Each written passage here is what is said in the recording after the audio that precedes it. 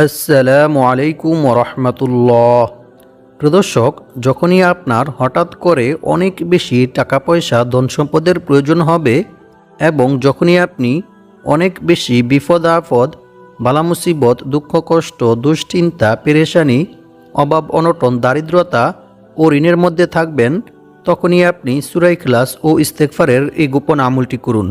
ইনশাআল্লাহ আল্লাহ তাআলা আপনার সকল বিপদ আপদ, বালা মুসিবত, দুঃখ কষ্ট, দুশ্চিন্তা, পেরেশানি, অভাব অনটন, দারিদ্রতা ও ঋণ দূর করে দিবেন এবং আল্লাহ পাক রব্বুল আলামিন আপনাকে গায়বীভাবে অনেক টাকা পয়সা ধন সম্পদ দিয়ে সাহায্য করবেন। যেভাবে আল্লাহ তাআলা আকাশ থেকে গায়বীভাবে হজরত আইয়ুব আলাইহিস সালামের জন্য ধন সম্পদ, স্বর্ণমুদ্রা পাঠিয়ে সাহায্য করেছিলেন। সুবহানাল্লাহ। সম্মানিত ভিউয়ার্স, হজরত আইয়ুব আলাইহিস সালাম কোন আমল করার কারণে এবং কি দোয়া পাঠ করার কারণে আল্লাহ তাআলা আকাশ থেকে গায়বীভাবে স্বর্ণমুদ্রা, ধন সম্পদ পাঠিয়ে সাহায্য করেছিলেন, সে আমলটি সম্পর্কে জানতে চাইলে ভিডিওটি না টেনে সম্পূর্ণ ভিডিওটি মনোযোগ দিয়ে দেখতে থাকুন। আর ভিডিওটি ভালো লাগলে লাইক, কমেন্ট, শেয়ার করে চ্যানেলটি সাবস্ক্রাইব করে আমাদের পাশে থাকুন। সম্মানিত ভিউয়ার্স, আপনি যদি সূরা ইখলাস ও ইস্তেগফারের এই গোপন আমলটি করেন, তাহলে ইনশাআল্লাহ আল্লাহ তাআলা অল্প কিছুদিনের মধ্যে আপনার সকল বিপদ আপদ, বালা মুসিবত, দুঃখ কষ্ট, দুশ্চিন্তা, পেরেশানি, অভাব অনটন, দারিদ্রতা ও ঋণ দূর করে দিবেন এবং আল্লাহ পাক রব্বুল আলামিন আপনাকে গায়বীভাবে অনেক টাকা পয়সা ধন সম্পদ দিয়ে সাহায্য করবেন। এমনকি এই আমলটি করে আপনি আল্লাহ তাআলার নিকট যা চাইবেন, ইনশাআল্লাহ আল্লাহ তাআলা আপনাকে তাই দান করবেন। সুবহানাল্লাহ। সম্মানিত ভিউয়ার্স, এক সাহাবী নিজেও সূরা ইখলাসের আমল করার ফলে অল্প কিছুদিনের মধ্যে অভাব অনটন, দারিদ্রতা থেকে মুক্ত হয়ে অনেক টাকা পয়সা ধন সম্পদের মালিক হয়ে গিয়েছিল। সুবহানাল্লাহ। আর এটি কোনো সাধারণ আমল নয়, বরং সূরা ইখলাসের আমল স্বয়ং রাসূল সাল্লাল্লাহু আলাইহি ওয়াসাল্লাম নিজে সাহাবায়ে কেরামদেরকে শিখিয়েছিলেন। সম্মানিত ভিউয়ার্স, এখন আমি আপনাদেরকে জানিয়ে দেব হযরত আইয়ুব আলাইহিস সালাম কোন আমল করার কারণে এবং কি দোয়া পাঠ করার কারণে আল্লাহ তাআলা আকাশ থেকে গায়বীভাবে স্বর্ণমুদ্রা, ধন সম্পদ পাঠিয়ে সাহায্য করেছিলেন। হাদিস শরীফের মধ্যে বলা হয়েছে, হজরত আইয়ুব আলাইহিস সালামের দুইটি উঠান ছিল। একটি ছিল গম শুকানোর জন্য আর অপরটি ছিল জব শুকানোর জন্য। মহান আল্লাহ তাআলা সেই দুইটি উঠানের উপর 2 খণ্ড মেঘমালা পাঠালেন। এক খণ্ড মেঘমালা সে গমের উঠানে এমনভাবে স্বর্ণ ফেলল যে সেটি পূর্ণ হয়ে গেল। সুবহানাল্লাহ। অন্য মেঘমালাটি অপর উঠানের মধ্যে এমনভাবে রৌপ্য বর্ষণ করল যে সেটিও পূর্ণ হয়ে গেল। সুবহানাল্লাহ। সহিহ ইবনে হিব্বান, হাদিস নং 2898। এছাড়াও অন্য এক হাদিসে বলা হয়েছে, আল্লাহর পক্ষ থেকে ঝাঁকে ঝাঁকে স্বর্ণের পঙ্গপাল আইয়ুব আলাইহিস সালামের নিকট এসেছিলেন এবং তিনি সেগুলি সংগ্রহ করেছিলেন। রাসূল সাল্লাল্লাহু আলাইহি ওয়াসাল্লাম বলেন, একবার আইয়ুব আলাইহিস সালাম গোসল করতেছিলেন। এমন্ত অবস্থায় এক ঝাঁক স্বর্ণের পঙ্গপাল তার উপর পড়তে শুরু করেন এবং তিনি সেগুলি মুটি মুটি করে তার কাপড়ে জমা করছিলেন। সুবহানাল্লাহ। বুখারী শরীফ, হাদিস নং 7493। প্রিয় দর্শক, সূরা ইখলাস পবিত্র কোরআনের খুবই ক্ষুদ্রতম একটি সূরা। আমি আশা করছি আপনারা সকলেই সূরাটি জানেন। তারপরেও আমি সহিশুদ্ধভাবে আপনাদেরকে সূরা ইখলাস পাঠ করে শোনাবো। ইনশাআল্লাহ আপনারা আমার থেকে শুনে শুনে সহিশুদ্ধভাবে সূরা ইখলাস মুখস্থ করে নেবেন। আউযু বিল্লাহি মিনাশ শাইতানির রাজীম। বিসমিল্লাহির রহমানির রহিম। কুল হুয়াল্লাহু আহাদ, আল্লাহুস সামাদ, লাম ইয়ালিদ ওয়া লাম ইউলাদ ওয়া লাম ইয়াকুল লাহু কুফুয়ান আহাদ। সাদাকাল্লাহুল আযীম। সম্মানিত ভিউয়ার্স, আমলটি করার জন্য আপনাদেরকে বেশি কিছু করতে হবে না।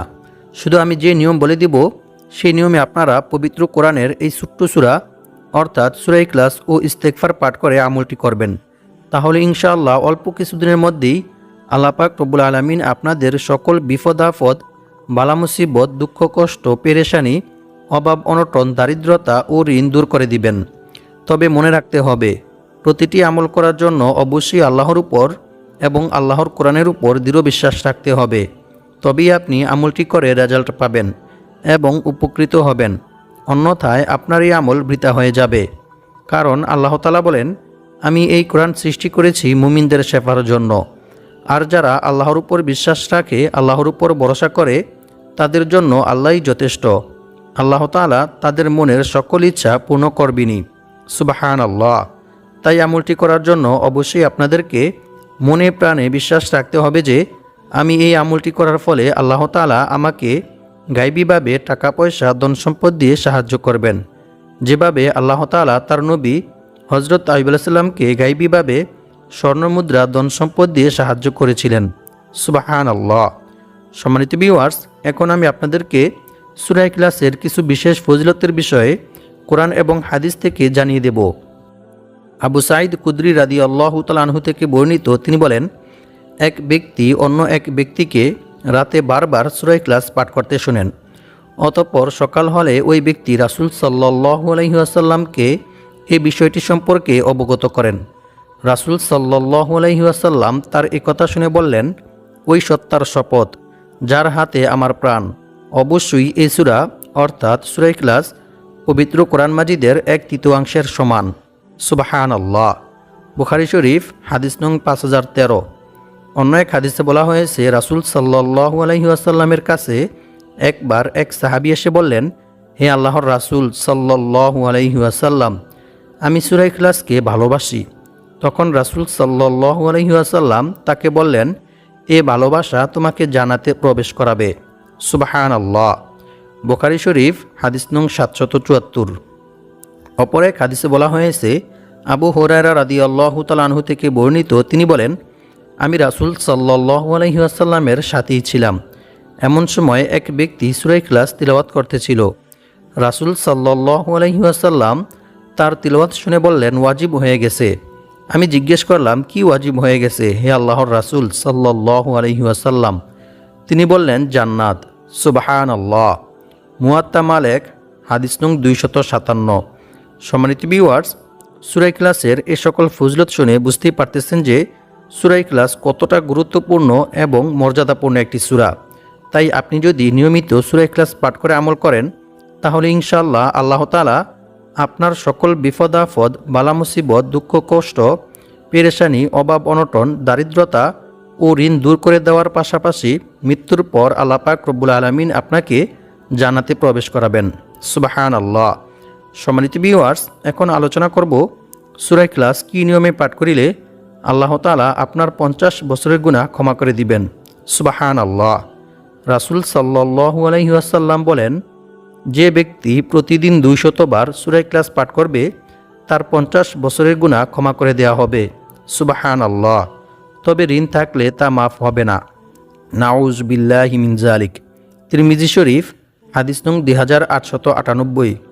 সম্মানিত ভিউয়ার্স, ঋণ হচ্ছে এরকম একটি মারাত্মক জঘন্য কাজ যে মানুষ যখন ঋণগ্রস্ত হয়ে যায় তখন তার আর কোনো কিছুই ভালো লাগে না। তখন সে ঋণের চিন্তায় পেরেশানিতে অসুস্থ হয়ে পড়ে। এমনকি ঋণ থেকে মুক্ত হওয়ার জন্য অনেক অবৈধ পন্থায় টাকা পয়সা উপার্জন করতে চায়। চুরি ডাকাতি, মিথ্যা কথা সহ অসংখ্য অগণিত খারাপ কাজের মধ্যে লিপ্ত হয়ে যায়। কারণ মানুষের ঋণ থাকলে তার আর কোনো কিছুই ভালো লাগে না, তাই সে দ্রুত ঋণ থেকে মুক্ত হতে চায়। সুতরাং আজকের ভিডিওতে আমি আপনাদেরকে সূরা ইখলাস ও ইস্তেগফারের এমন একটি গোপন আমল শিখিয়ে দেব, যে আমলটি করিলে আল্লাহ তাআলা আপনাকে পাহাড় পরিমাণ ঋণ পরিশোধ করার ব্যবস্থা করে দিবেন। সুবহানাল্লাহ।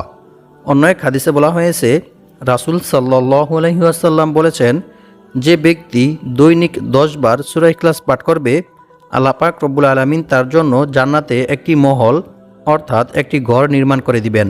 সুবহানাল্লাহ। সম্মানিত ভিউয়ার্স, এক সাহাবী যুদ্ধের ময়দানে নামাজের ইমামতি করার সময় বারবার সূরা ইখলাস পাঠ করেন। সাহাবীরা যুদ্ধ থেকে ফিরে এসে রাসূল সাল্লাল্লাহু আলাইহি ওয়াসাল্লামকে এই বিষয়টি সম্পর্কে অবগত করেন। রাসূল সাল্লাল্লাহু আলাইহি ওয়াসাল্লাম তাদেরকে বললেন, তোমরা তাকে গিয়ে জিজ্ঞেস করো কেন সে এইরূপ করেছে। সাহাবীরা যখন তাকে জিজ্ঞেস করলেন, তখন ওই সাহাবী জানালেন, এই সূরায় আল্লাহর গুণাবলী বর্ণিত হয়েছে, তাই আমি এই সূরাকে ভালোবাসি। অতঃপর সাহাবীরা যখন রাসূল সাল্লাল্লাহু আলাইহি ওয়াসাল্লামকে এসে একথা বললেন, তখন রাসূল সাল্লাল্লাহু আলাইহি ওয়াসাল্লাম তাদেরকে বললেন, তোমরাও তাকে গিয়ে বলো, আল্লাহ তাআলাও তাকে ভালোবাসেন। সুবহানাল্লাহ।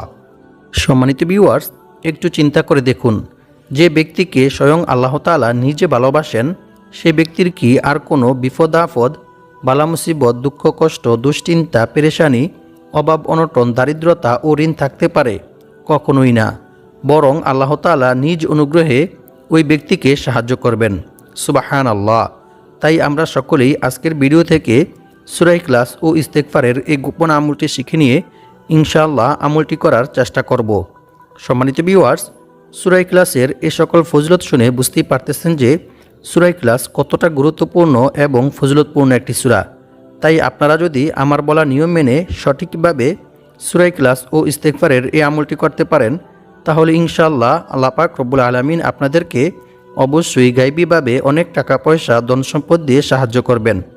এমনকি এক সাহাবী নিজেও সূরা ইখলাসের আমল করার ফলে অল্প কিছুদিনের মধ্যে অভাব অনটন, দারিদ্রতা থেকে মুক্ত হয়ে অনেক টাকা পয়সার মালিক হয়ে গিয়েছিল। সুবহানাল্লাহ। সম্মানিত ভিউয়ার্স, সূরা ইখলাসের এই আমলটি করার পূর্বে আপনাদেরকে একটি বিশেষ ইস্তেগফার পাঠ করতে হবে। তাই আমি এখন আপনাদেরকে ইস্তেগফার পাঠ করার কিছু গুরুত্বপূর্ণ উপকার ও পুরস্কার সম্পর্কে কোরআন এবং হাদিস থেকে জানিয়ে দেব। সম্মানিত ভিউয়ার্স, ইস্তেগফার পাঠ করিলে যে শুধু গুনাহ মাফ হয় এমনটা নয়, বরং আল্লাহ তাআলা বান্দার তাওবা ইস্তেগফারের মধ্যে রেখেছেন অসংখ্য অগণিত উপকার ও পুরস্কার। সম্মানিত ভিউয়ার্স, ইস্তেগফার পাঠ করিলে আল্লাহ তাআলা বান্দাকে কি কি পুরস্কার দান করবেন সেই সম্পর্কে আল্লাহ তাআলা পবিত্র কোরআনের মধ্যে বলেন, আর যে ব্যক্তি আল্লাহকে ভয় করবে, আল্লাহ তাআলা তার সমস্ত সমস্যা থেকে উত্তরণের পথ বের করে দিবেন, তার সমস্ত দারিদ্রতা, অভাব অনটন দূর করে দিবেন এবং আল্লাহ পাক রব্বুল আলামিন তাকে এমন জায়গা থেকে রিজিক দান করবেন যা সে কল্পনাও করতে পারবে না। অর্থাৎ অকল্পনীয় উৎস থেকে গায়বীভাবে আল্লাহ তাআলা তার রিজিকের ব্যবস্থা করে দিবেন। সুবহানাল্লাহ। আর যে ব্যক্তি আল্লাহর উপর ভরসা করবে, তার জন্য তিনিই যথেষ্ট হবেন। নিশ্চয়ই আল্লাহ তাআলা তার সমস্ত ইচ্ছা পূর্ণ করবেনই। সুবহানাল্লাহ। আল্লাহু আকবার। সম্মানিত ভিউয়ার্স, আল্লাহ তাআলাকে ভয় করার সর্বোত্তম মাধ্যম হচ্ছে তাওবা ইস্তেগফার করা, ক্ষমা প্রার্থনা করা। বান্দার দ্বারা ইচ্ছায় কিংবা অনিচ্ছায় কোনো গুনাহ সংগঠিত হয়ে গেলে বান্দা যদি আল্লাহর ভয়ে, আল্লাহর আযাবের ভয়ে আল্লাহ তাআলার নিকট তাওবা ইস্তেগফার করে, ক্ষমা প্রার্থনা করে, তাহলে আল্লাহ তাআলা অনেক খুশি হন এবং আল্লাহ তাআলা বান্দার এই তাওবা ইস্তেগফার, বান্দার এই তাকওয়াকে অনেক ভালোবাসেন, অনেক পছন্দ করেন। রাসূল সাল্লাল্লাহু আলাইহি ওয়াসাল্লাম বলেছেন, যে ব্যক্তি বেশি বেশি তাওবা ইস্তেগফার পাঠ করবে, আল্লাহ তাআলা তার সমস্ত সমস্যা থেকে উত্তরণের পথ বের করে দিবেন, তার সমস্ত বিপদ আপদ, বালা মুসিবত, দুঃখ কষ্ট, পেরেশানি, অভাব অনটন, দারিদ্রতা দূর করে দিবেন এবং আল্লাহ পাক রব্বুল আলামিন তাকে এমন জায়গা থেকে রিজিক দান করবেন যা সে কল্পনাও করতে পারবে না। অর্থাৎ অকল্পনীয় উৎস থেকে গায়বীভাবে আল্লাহ তাআলা তার রিজিকের ব্যবস্থা করে দিবেন। সুবহানাল্লাহ। আল্লাহু আকবার। আর আল্লাহ তাআলার উপর ভরসা করার সর্বোত্তম মাধ্যম হচ্ছে বিপদ আপদ, বালা মুসিবত, দুঃখ কষ্ট, দুশ্চিন্তা, পেরেশানি, অভাব অনটন, দারিদ্রতা সর্ব অবস্থায় আল্লাহর উপর ভরসা করা, আল্লাহ ব্যতীত অন্য কারো উপর ভরসা না করা। বরং রিজিক বৃদ্ধি হওয়ার এবং বিপদ আপদ, বালা মুসিবত, দুঃখ কষ্ট, পেরেশানি, অভাব অনটন, দারিদ্রতা থেকে মুক্ত হওয়ার যে সকল আমল ও দোয়া রয়েছে, সেগুলির মাধ্যমে আল্লাহ তাআলার নিকট দোয়া করে সাহায্য চাওয়া। সম্মানিত ভিউয়ার্স, এখন আমি আপনাদেরকে সূরা ইখলাস ও ইস্তেগফারের এই গোপন আমলটি সম্পর্কে জানিয়ে দেব। সূরা ইখলাসের এই আমলটি দুই রকমে করা যায়। প্রথম যে আমলটি রয়েছে সেটি হচ্ছে, এক সাহাবী রাসূল সাল্লাল্লাহু আলাইহি ওয়াসাল্লামের কাছে এসে দারিদ্রতার অভিযোগ করলেন। রাসূল সাল্লাল্লাহু আলাইহি ওয়াসাল্লাম তাকে বললেন, তুমি যখন ঘরে প্রবেশ করবে তখন সালাম দিবে, অতঃপর একবার সূরা ইখলাস পাঠ করবে। ওই সাহাবী রাসূল সাল্লাল্লাহু আলাইহি ওয়াসাল্লামের কথা মতো কিছুদিন এই আমল করার ফলে অল্প কিছুদিনের মধ্যে আল্লাহ তাআলা তার অভাব অনটন, দারিদ্রতা দূর করে দিলেন এবং সেই ব্যক্তি অনেক টাকা পয়সা, ধন সম্পদের মালিক হয়ে গিয়েছিল। সুবহানাল্লাহ। আর দ্বিতীয়ত যে আমলটি রয়েছে, সেই আমলটি করার জন্য আপনাকে প্রথমে একটি দুরূদ শরীফ পাঠ করতে হবে। দুরূদ শরীফটি হচ্ছে, আল্লাহুম্মা সাল্লি ওয়া সাল্লিম আলা নাবিয়িনা মুহাম্মদ। এই দুরূদ শরীফটি আপনাদেরকে 121 বার পাঠ করতে হবে। এরপর লা হাওলা ওয়ালা কুওয়াতা ইল্লা বিল্লাহ, এই ইস্তেগফারটি 100 বার পাঠ করবেন। তারপর আল্লাহুম্মা গফিরলি যামবি ওয়াওয়াসিলি ফি দারি ওয়াবারিকলি ফি রিজকি, এই ইস্তেগফারটি 31 বার পাঠ করবেন। অতঃপর সূরা ইখলাস 21 বার পাঠ করবেন। প্রত্যেকবার সূরা ইখলাস পাঠ করার পূর্বে বিসমিল্লাহির রহমানির রহিম পাঠ করে নেবেন। এরপর আল্লাহ তাআলার নিকট দোয়া করবেন। আপনি দোয়ার মধ্যে যা চাইবেন ইনশাআল্লাহ আল্লাহ তাআলা আপনাকে তাই দান করবেন। তবে দোয়ার মধ্যে আরও একটি দোয়া পাঠ করবেন, সেটি হচ্ছে আল্লাহুম্মা কফিনি বিহালালিকা আন হারামিকা ওয়া আগনিনি বিফাদলিকা আম্মান সিওয়াক।